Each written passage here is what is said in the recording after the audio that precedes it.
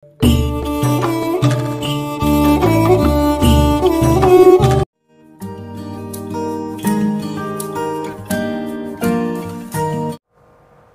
সকাল বন্ধুরা। আজ সকালবেলা মানে 5:30টার সময় উঠেছি, উঠে বাসি কাজ সেরে নিয়েছি, চা খাওয়া হয়ে গেছে আমাদের। তো আকসারার পরীক্ষা, তাই ওকে পড়তে বসিয়েছি। ও কিছুটা মুখস্থ করেছে আর আমি ওর পড়া ধরছি। তো ভিডিওটা স্টার্ট করলাম। তো বন্ধুরা দেখো, ভালো লাগবে আশা করছি। তো চলো। হ্যালো বন্ধুরা, এআর ন্যাচারাল ব্লগে তোমাদেরকে অনেক অনেক স্বাগত, অনেক অনেক ভালোবাসা দিয়ে ভিডিওটা স্টার্ট করলাম। আকসারাকে প্রায় 1 ঘন্টার উপরে পড়িয়েছি, মানে আমার চোখগুলো ব্যথা হয়ে গেল, আমাকে ঘুম এসে যাচ্ছে। আর তোমরা কেমন আছো? আশা করছি খুবই ভালো আছো, সুস্থ আছো। আর তবে আজকের দিনটা তো শুরু করলাম, তোমরা তাহলে দেখতে থাকো কি করি না করি। আর আকসারা আজকে 1:15 তোমার স্কুল যাবে, পরীক্ষা আজকে। আর রাকেশ যাবে ছাড়তে। তো চলো, ওদিকে ভাত হয়ে গেছে, জল ঢালা ভাত। আর কি করব, সকালবেলা কি খাবে বলো ভাতের সঙ্গে?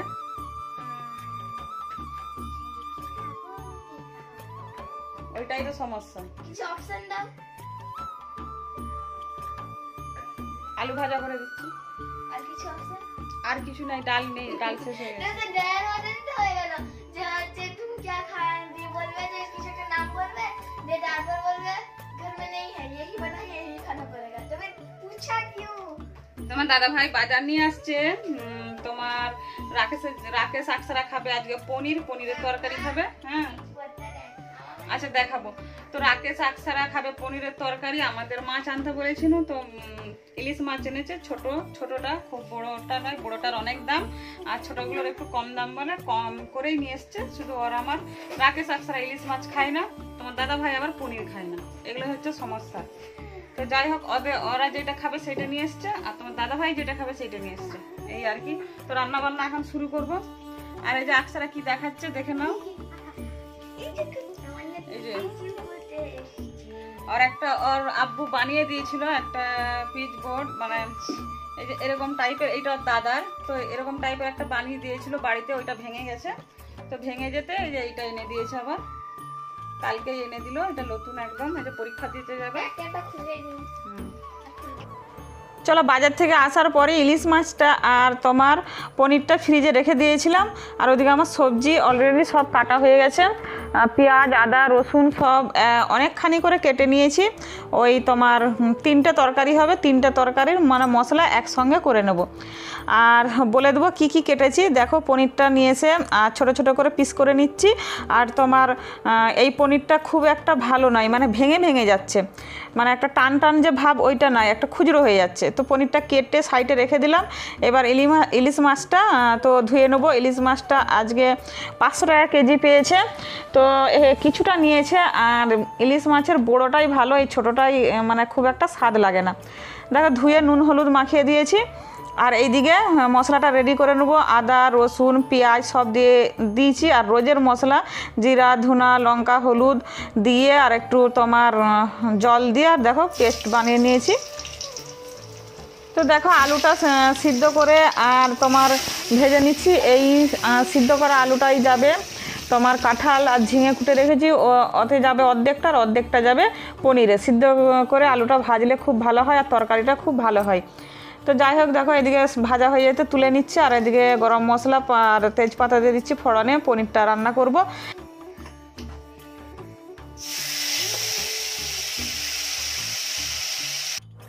চলো, মশলাটা দিয়ে ভাজা ভাজা করে নিচ্ছি।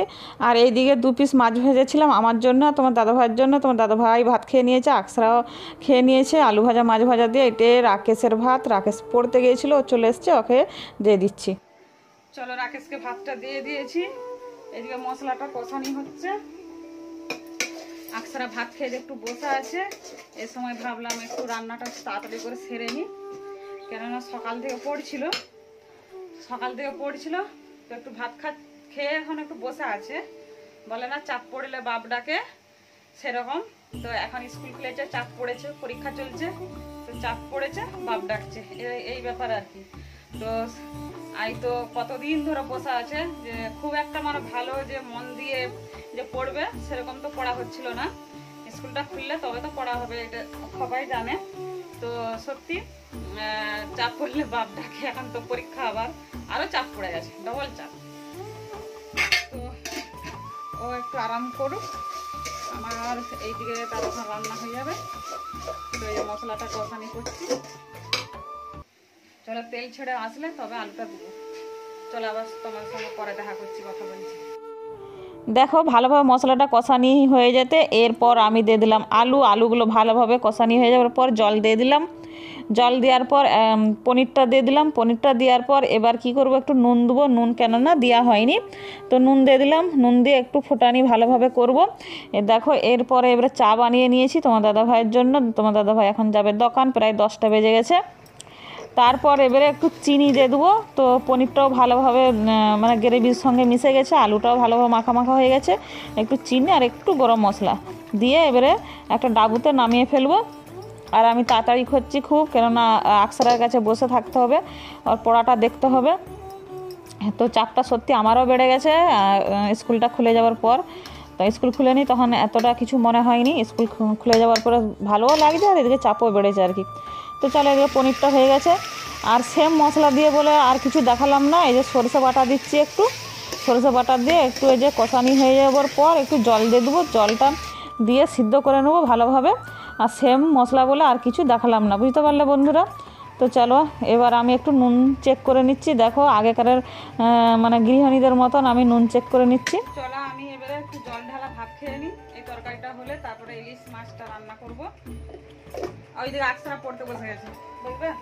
চলো ব্যাকে ব্যাকে যাই, আবার ব্যাক ক্যামেরা করবো। এই যে আবার পড়তে বসে গেছে, আমার রান্না ছাড়া হয়নি, পড়তে বসে গেছে আবার। চলো আমি জল ঢালা ভাত খেয়ে নিই, আবার ওকে হয়তো নজর রাখতে হচ্ছে সব সময়, বুঝতে পারছো। চলো আর পরে দেখা করছি।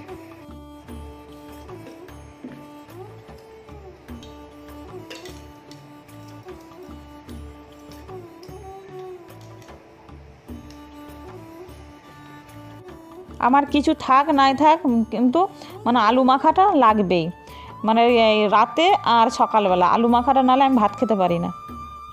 চলো ওদিকে ভাত খেয়ে দিয়ে মাছটা তো ভেজে নিয়েছি, ভাজি করে এখন ওই যে সেম মশলা, তো এর মধ্যে একটু সরষে আগে থেকে একটু ভিজিয়ে রেখেছিলাম, সরষে গুঁড়োটা এবারে দিয়ে দেবো। দিয়ে দেখো কষানি হয়ে যেতে একটু জল দিয়ে দিলাম। আর পাতলা করে ঝোলটা করেছি, তোমার দাদাভাই পাতলাই পছন্দ করে, বেশি ঘনত্ব বেশি মানে গাঢ় এসব খেতে চাই না।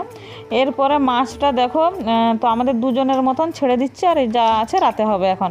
তো যে 4 পিস, একটা নেজ, 2টো চাকা, একটা মাথার হাফ দিয়ে দিলাম, আর একটু নুন দিয়ে দিলাম, দিয়ে ভালোভাবে একটু ফুটে গেলেই এবারে নামিয়ে নেব। একদম হালকা আছে রান্নাটা করব।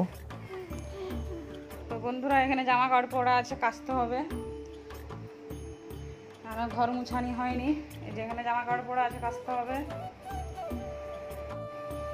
রান্না তো কমপ্লিট হয়ে গেছে, এখন আকসারের কাছে বসে থাকবো।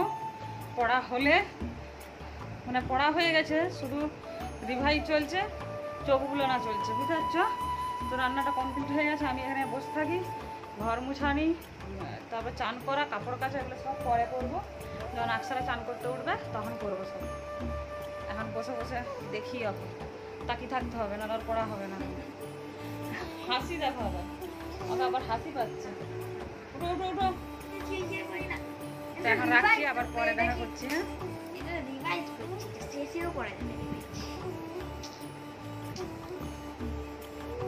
তো চলো আবার দেখা করছি পরে।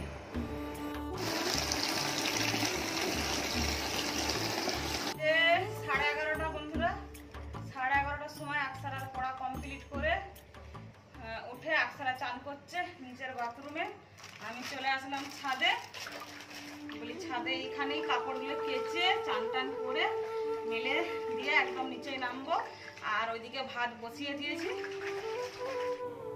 চলো একটু নিরমাটা দিয়ে ভালোভাবে একটু ফেনা তুলে নিচ্ছি। ফেনা তোলার পর তো জামা কাপড়গুলো একটু ডুবিয়ে নিচ্ছি, ডুবিয়ে আর এইখানটি একটু খড়খড়া আছে, বুঝতে পারছো, এই জায়গাটা একটু খড়খড়া আছে, তো এই জায়গাটা একটু ভালো ছাড়বে।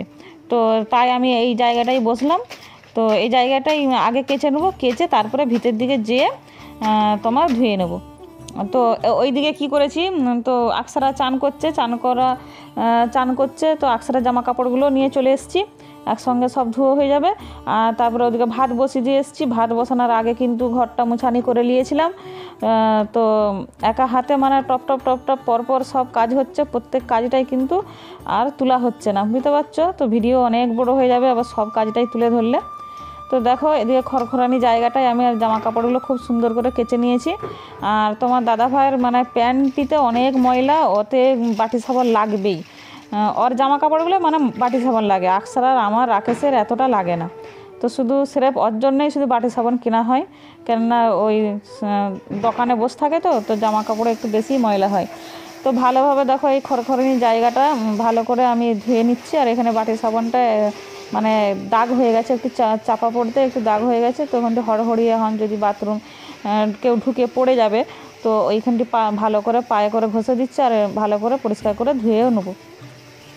তো জল দিয়ে এই জায়গাটাকে ধুয়ে নেবো পরিষ্কার করে, দিয়ে তারপরে চান টান করে জামা কাপড়গুলো মানে কাঁচা তো হয়ে গেছে, এবারে শুধু ধুবো। তো একদম চান টান করে তারপরে ধুবো। তো পরিষ্কার করে দেখো জায়গাটা ধুয়ে নিচ্ছে, আর লাল কালার করা আছে বলে খুব সুন্দর, ধুয়ে দিলে একদম লাল টকটক করে।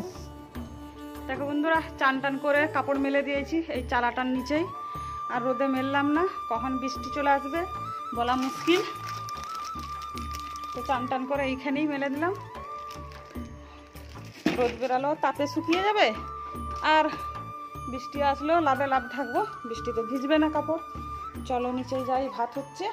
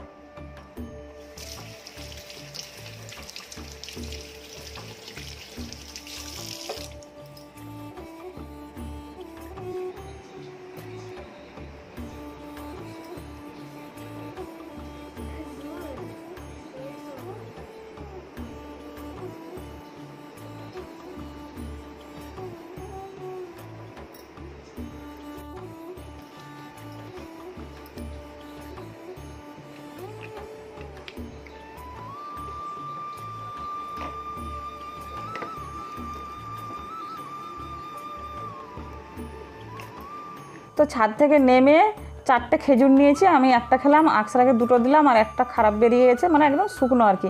তো জল খেয়ে নিচ্ছি, জল খেয়ে ভাত নামাবো। আর আকসারা এবারে রেডি হবে, 12টা 45 বেজে গেছে। তো আকসারাকে রেডি করে এই যে রাস্তার মধ্যে চলে আসলাম, ওদিকে ভাই বোনকে টোটো ধরিয়ে দিচ্ছি, চলে যাবে এখন। তো চলো ভিডিওটা দেখতে থাকো।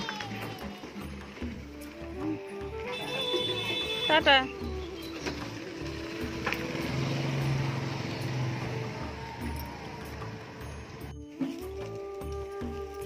তো বন্ধুরা, আকসারা রাকেশ চলে গেল টোটোতে স্কুল।